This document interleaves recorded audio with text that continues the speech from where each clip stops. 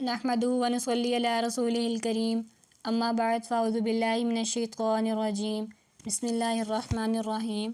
میں کوثر قرآن اکیڈمی کی جانب سے آپ سب کے سامنے حاضر ہوں۔ ہمارا آج کا موضوع ہے سورۃ البقرہ آیت نمبر 40۔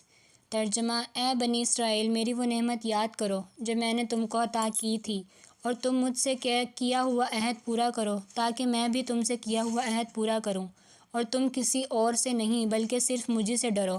اسرائیل حضرت یعقوب علیہ السلام کا دوسرا نام ہے۔ ان کی اولاد کو بنی اسرائیل کہا جاتا ہے۔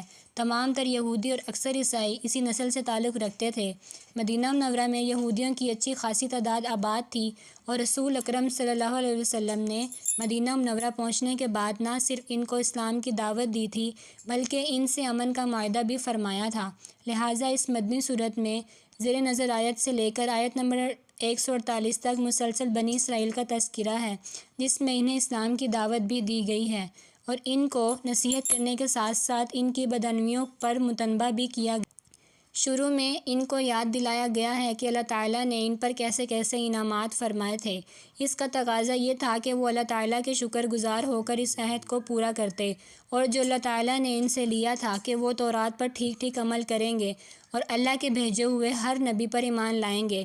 لیکن انہوں نے تورات پر عمل کرنے کے بجائے اس میں منمانی اور تعویلیں شروع کر دیں اور اس کے احکام کو بدل ڈالا، کیونکہ اس طرز عمل کی وجہ یہ بھی تھی کہ حق کو قبول کرنے کی صورت میں انہیں اپنے ہم مذہب لوگوں کا ڈر تھا کہ وہ کہیں ان سے بدظن نہ ہو جائیں۔ اس لیے اس آیت میں اور اس کے بعد والی آیت میں آخر میں فرمایا گیا کہ مخلوق سے ڈرنے کے بجائے انہیں اللہ سے ڈرنا چاہیے اور اللہ کے سوا کسی کا خوف دل میں نہیں رکھنا چاہیے۔